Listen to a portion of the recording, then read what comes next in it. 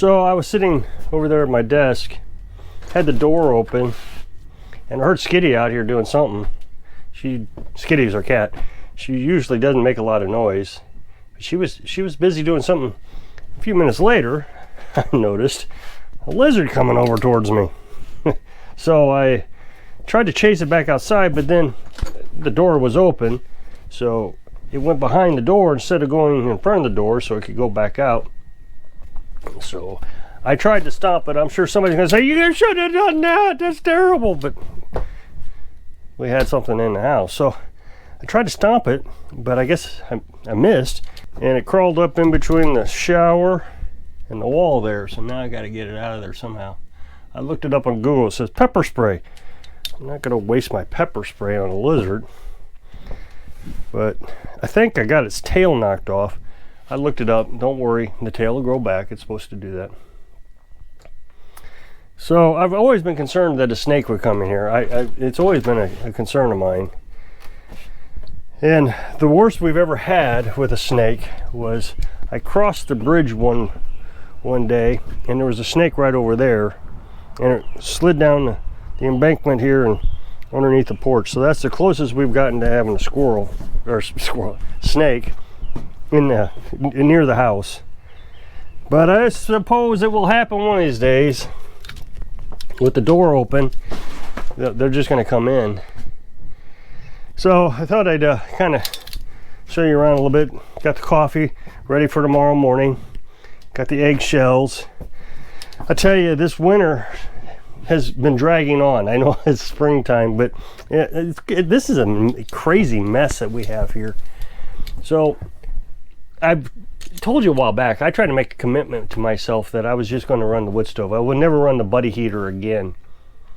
I don't have to run the buddy heater. I could use firewood.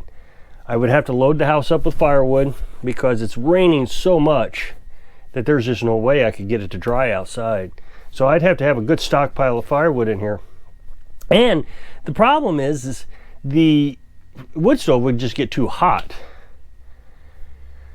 which isn't a huge deal. We can open the windows, but you get up in the morning and it's like 67 degrees and it's just a little chilly, and you just want to knock off the chill. You don't want to, get a big fire going.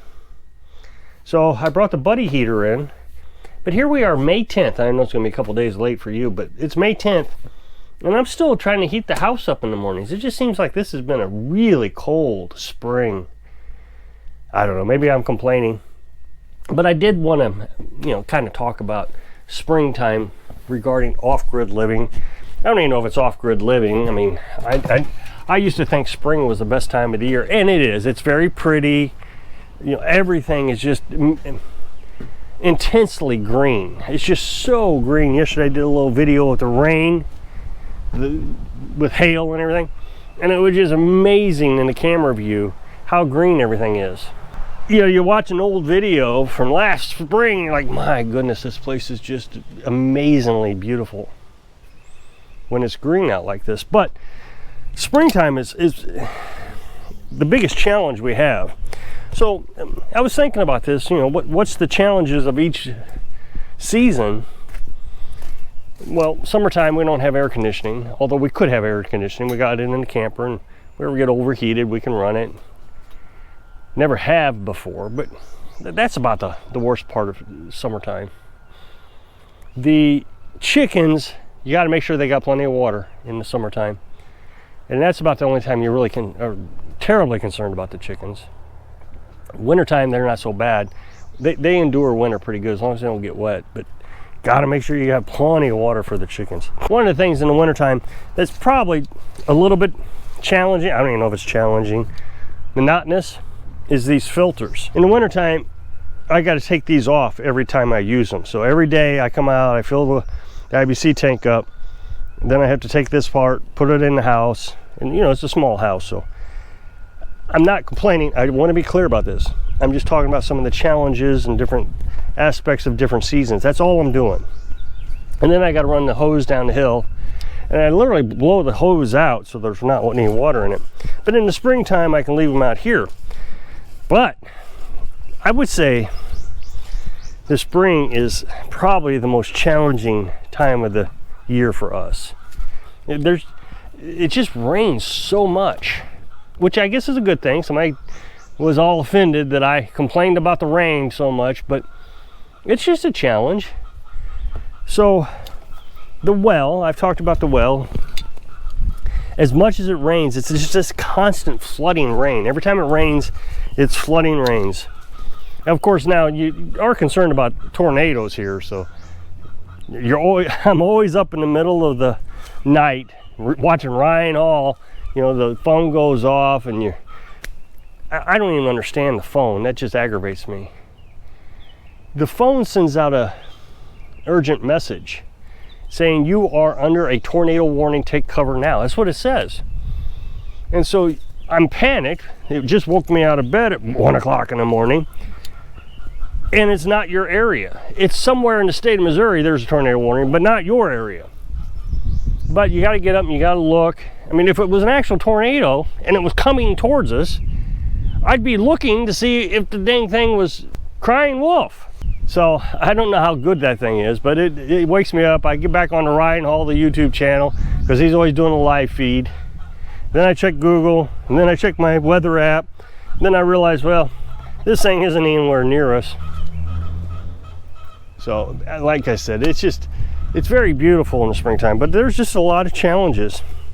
And the other complaint, challenge, this is just a complaint that I get. I don't care. I used to care about the lawn when I was younger, but nowadays I'm not too worried about it in the springtime. Now in the summertime I would be extremely worried about having grass this tall. But I can't even cut it. Everything is saturated. It just, everywhere you step is just a sloppy, and chicken's making noise, so you probably can't hear it. It's just, everything is sloppy. So if I didn't have chains on my lawnmower, I just would spin. I wouldn't make it anywhere. But since I have chains on it, I could cut this grass, but it'd be terrible. So I let it grow, and then I can actually save gas by doing that. Instead of cutting it twice, you know, one week, once the next week, if I wait 2 or 3 weeks, I only have to cut it once. Granted, it takes me longer to cut it because I got to go slower, but it's not a big deal to slow down. I enjoy cutting the grass, but I'm not going to do it in this marsh, this bog that we have. It'd be like mudding all the place. I did take my pocket knife, kind of trim up some of the weeds. I missed this one, I guess. That way they're not blocking the solar panels. But I tried to put tarp down last year, and it does help. Again, just another challenge. And then of course we always have chickens, so you know, we get new chickens in the springtime, so you got to raise chickens, which isn't a complaint. Again, it's just extra things you got to do in the springtime, and you want to get them out here because they're starting to get big enough. You want to get them out here, but it is just so muddy that they drowned out here. The chickens have dug holes. That's what they do, you know, they kind of dust bathe, so they dig holes in there. And yesterday they must have laid an egg in one of their holes, maybe 2, and it's just sitting there floating. I'm not really sure if it was floating or not, but it was in the water. There was a puddle of water after that huge rain, and the egg was there. I just happened to see it. Well, I pick up the egg, and then I notice there's yolk around this egg. Well, where did the yolk come from? So I'm inspecting the egg. It doesn't have any cracks in it. Well, what I assume happened is there was another egg in there, and it broke somehow or another. Maybe they didn't know what it was. You know, it's water and all that stuff, so they broke it and ate it. So I just threw that egg away. But that's okay. We got a huge egg, and it was double yolked. So you can't get the little chicks out here. Like I said, they would drown. It's just a muddy mess. And then of course you got to put chickens away every day. And no matter how clean you keep that chicken run, it's just mud. It's always mud. Carolyn feels bad for the chickens, but I kind of watch them, and they don't seem upset about the mud. One day the rooster had mud on his nose and different things, so I did kind of clean him up a little bit, but they don't get all that muddy. They seem to do okay. Of course, it flooded down there in the chicken coop about a week ago. The chicken coop, they were inside the chicken coop, and it rained so hard that it flooded the chicken coop. So I'm down there in the middle of the rain trying to make ditches so the water would flow. And the rooster he won't get up on the roost anymore. He could if he wanted to, but he doesn't. So he's just laying in this water. It felt terrible for him. But again, he didn't seem to mind. I hope he dried off. I'm sure he dried off before it got, chilly that night. Springtime is the toughest time of the year for us. Again, I'm not complaining. I am simply suggesting that it's not what you would think. You would think wintertime would be the hardest. But winter isn't hard for us at all. It's quite cozy. It's quite comfortable. Wood stove's going. I mean, yeah, I got to come out every day and split a little bit of wood with the little hatchet. Carolyn and I take turns at it. But again, that's not hard. And it's not too bad. It's kind of enjoying to do the beginning of the season. You're all excited about the wood stove. I don't know how long that'll last. The excitement of it all. Maybe in a few years I'll get tired of doing it. But for now, I really enjoy doing it. And then towards the end of the season, you're like, okay, I'm ready for this to end. But it's been like that every year, where it starts to get to the springtime and you're kind of ready to stop burning firewood. But it's just not hard. You get into a routine. I come out at night, put the chickens away, split a handful of, an armful of wood. Now don't necessarily have to split. If I'd have split small enough to begin with, this wouldn't have been a problem. But we measured everything to a different wood stove when we got here. Split it all to that wood stove. When they got this one, the wood needed to be much smaller. So we just make it smaller to fit this wood stove before we bring it in the house. Let it dry for a couple of weeks in the house.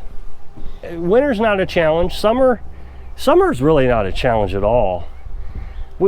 It would be nice, I guess, if we had air conditioning. I know somebody's gonna say something about air conditioning. You gotta have air conditioning. Can't live without air conditioning. Yeah, we live fine without air conditioning. A couple fans, we have no problems. And again, if it got too hot, it wouldn't be that hard to start up that air conditioner down there. The problem I have is convincing Carolyn, let's get in the air conditioner. She doesn't enjoy modern technology as much as anybody else. I mean, she just it's not for her for some reason. I mean, she is more into this lifestyle than I am. The only complaint I think she's ever had is that she'd like to have had a kitchen in the tiny house after we built it. I mean, in the beginning she just said, no, I don't want a kitchen, but then she started cooking out here, and after a while I guess it just got monotonous and she didn't want to do it anymore. But then when we got the camper, she was completely happy then, because she cooks in the camper. She used to do laundry in buckets and the sink. Now we got that wash machine, so that's a little bit easier. But again, she never wanted the wash machine. She's just not into these technologies, these modern things that people use. I mean, she's used them. She knows how to use them. But she just didn't want to waste the money. I don't know. That's what she would always use as an excuse, but even if you find one for free, nah, it's a little far to drive. She's always been that way. The last season I haven't mentioned is fall. And as far as fall is concerned, I just, other than the beauty of fall, I have no memory of the last years we've been here as far as its difficulty level. So it must not have been that difficult. And so I went down and asked Carolyn, what's the most difficult season? And she thought, well, maybe fall because it rains. But then she said, nah, it doesn't rain as much as it does here. Now in the summertime, we get flies and mosquitoes in the house, but we've learned to just put bug spray on, and we got this little bug zapper. I mean, it's a little battery operated one, and flies don't go into it, neither do mosquitoes. But the thing that's nice about it is you put it, like when we're watching TV at night, we can set it right on the bed right between us, and by accident mosquitoes will fly into it.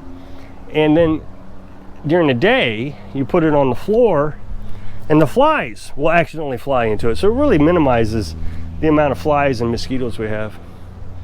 So just to be aware that Maybe if you lived in Arizona, I mean, each area would be a little different, obviously. But here in Missouri, springtime is the most challenging for us. Even making coffee, for example, in the springtime. We do all our coffee making out here on this grill, and it gets so much water in it from a hard rain with all the wind. This will be full of water in the morning, so you can't make coffee because the burners are all wet. So you have to bring out the torch, dry the burner off before it will light up. So everything's just a little bit more challenging. So if you'll click this up next box, it'll take you to a video where I was talking about the video I made yesterday. So I hope I can inspire you to be prepared for the challenges when you're living your dream. Thanks for watching.